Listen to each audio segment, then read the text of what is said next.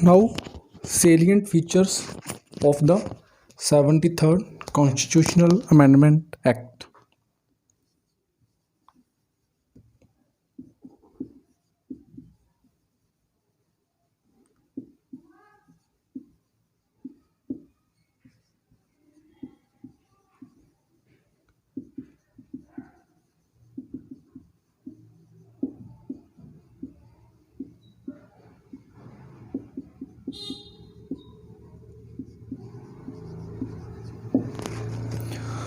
First, we will see what did this act changes in the Constitution.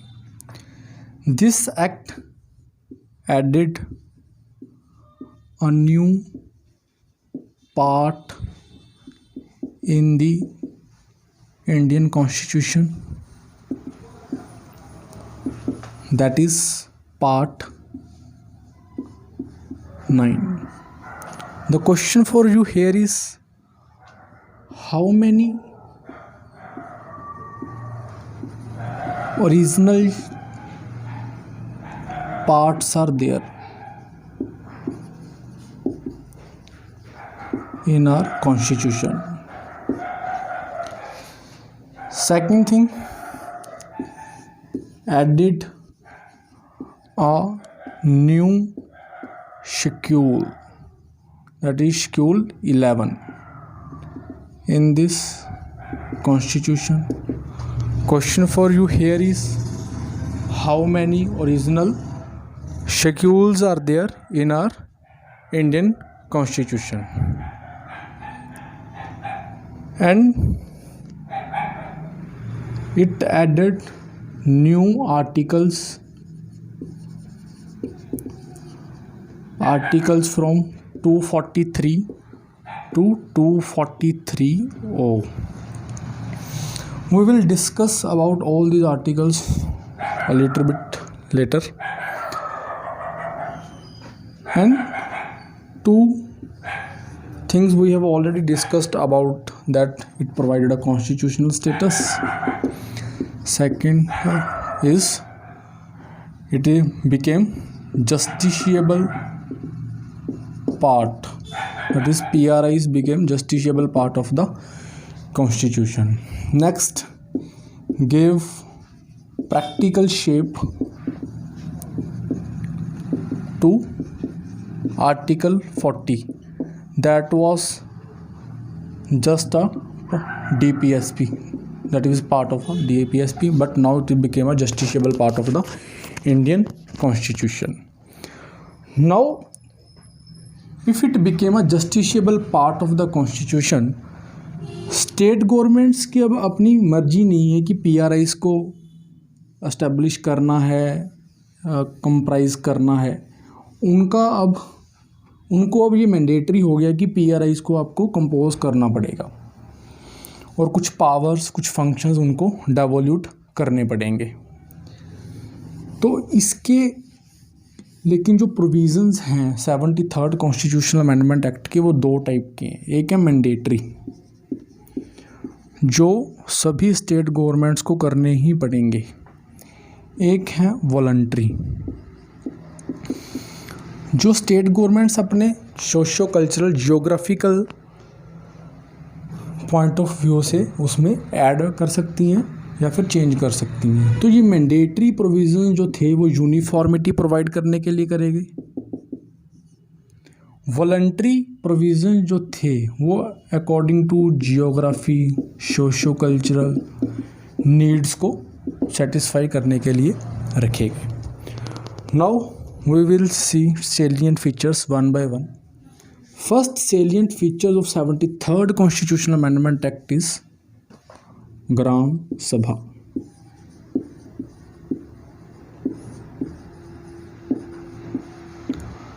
Seventy third constitutional amendment act ये बोल रहा था कि हर एक स्टेट को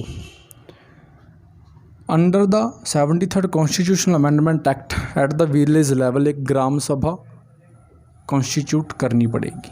तो ये ग्राम सभा क्या है? ग्राम सभा जो है वो एक लिस्ट है पीपल्स की, ठीक है, जो क्या कर सकते हैं, वोट कास्ट कर सकते हैं जब PRIs इलेक्शन होंगे, मीन्स पंचायत के इलेक्शन होंगे। यानी कि gram sabha contains all the peoples whose name is mentioned in the voter list. यहाँ पे एक ध्यान रखने वाली बात ये है कि all adult are not the part of the gram sabha, कि मान लो जो 18 ईयर के अबव है वो ग्राम सभा का मेंबर है। नो, 18 ईयर्स होने के बाद भी उसको अपना वोटर ID कार्ड बनवाना पड़ेगा और अपना जो नेम है वो उसका जो वोटर लिस्ट में आ जाएगा, तभी वो ग्राम सभा का मेंबर बन सकता है। तो 73rd कॉन्स्टिट्यूशनल अमेंडमेंट एक्ट ने ये मैंडेटरी कर दिया कि ग्राम सभा जो है वो आपको कॉन्स्टिट्यूट करनी पड़ेगी, कि यानी कि उन सभी पीपल्स की एक लिस्ट बनानी पड़ेगी कि जिन्होंने जो वोट कास्ट कर सकते हैं। ग्राम सभा की डिटेल जो है कि इसके कॉम्पोजिशंस क्या हैं, पावर्स क्या हैं, फंक्शंस क्या हैं, वो आपका वेरी नेक्स्ट टॉपिक है, वहाँ पे आप डिटेल में समझोगे ग्राम सभा को। यहाँ पे सिर्फ ये था कि 73rd कॉन्स्टिट्यूशनल अमेंडमेंट एक्ट ने इसको मैंडेटरी कर दिया, यानी कि ये होनी चाहिए। नेक्स्ट फीचर जो है वो है 3 tier system.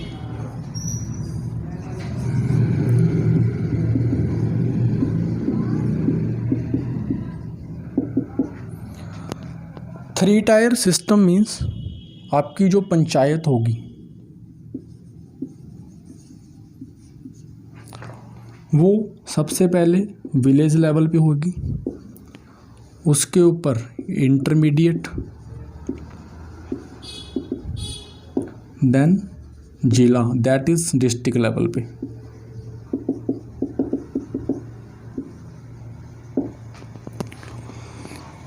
Three tier system का जो ये सबसे नीचे वाला टायर है विलेज पंचायत, इसके मेंबर्स की जो इलेक्शन होगी, इंटरमीडिएट पंचायत के मेंबर्स की जो इलेक्शन होगी, या जिला परिषद पंचायत, जिला पंचायत के जो मेंबर्स की इलेक्शन होगी, वो 73rd कॉन्स्टिट्यूशनल अमेंडमेंट एक्ट ने मैंडेटरी किया कि ये इलेक्शंस डायरेक्ट होनी चाहिए। डायरेक्ट इलेक्शन का प्रोविज़न दिया, वो इलेक्शंस इनडायरेक्ट नहीं होनी चाहिए मेंबर्स के लिए, नॉट फॉर चेयरमैन्स। लेकिन उसने ये बोला कि मेंबर्स के अलावा जो यहाँ के चेयरमैन्स बनेंगे, पंचायत का एक चेयरमैन तो बनेगा ही, उनकी इलेक्शन डायरेक्ट नहीं होएगी, इनडायरेक्ट होगी, ये मैंडेटरी कर दिया। चेयरमैन की जो इलेक्शन है वो इनडायरेक्ट, लेकिन ऑल द मेंबर्स की जो इलेक्शन होगी वो डायरेक्ट। ये कंपलसरी प्रोविजंस हैं थ्री टायर सिस्टम जो 73rd कॉन्स्टिट्यूशनल अमेंडमेंट एक्ट ने दिया। लेकिन इस विलेज पंचायत का जो चेयरमैन बनेगा वो 73rd कॉन्स्टिट्यूशनल अमेंडमेंट एक्ट ने स्टेट गवर्नमेंट्स के ऊपर छोड़ दिया। वो डायरेक्ट भी हो सकता है, इनडायरेक्ट भी हो सकता है। स्टेट गवर्नमेंट्स अपने सप्लीमेंट्री लॉ के अकॉर्डिंग उस चीज़ को डिफाइन करेंगे। तो दिस मीन्स जो ये chairman at the village level का कॉन्सेप्ट है ये आपका वॉलंटरी है। तो जैसे जैसे मैं साथ साथ के फीचर्स करूँगा और वॉलंटरी कंपलसरी प्रोविजंस बताऊँगा, आपको एंड ऑफ द टॉपिक ये क्वेश्चन अटेम्प्ट करना पड़ेगा। वॉलंटरी और कंपलसरी फीचर्स जो 73rd कॉन्स्टिट्यूशनल अमेंडमेंट एक्ट के थे उसकी एक लिस्ट बनानी पड़ेगी आपको। वो बाद में क्वेश्चन आप देखोगे तो थोड़ा ध्यान से साथ के साथ करते रहो। नेक्स्ट जो था 73rd कॉन्स्टिट्यूशनल अमेंडमेंट एक्ट का फीचर वो है रिजर्वेशन।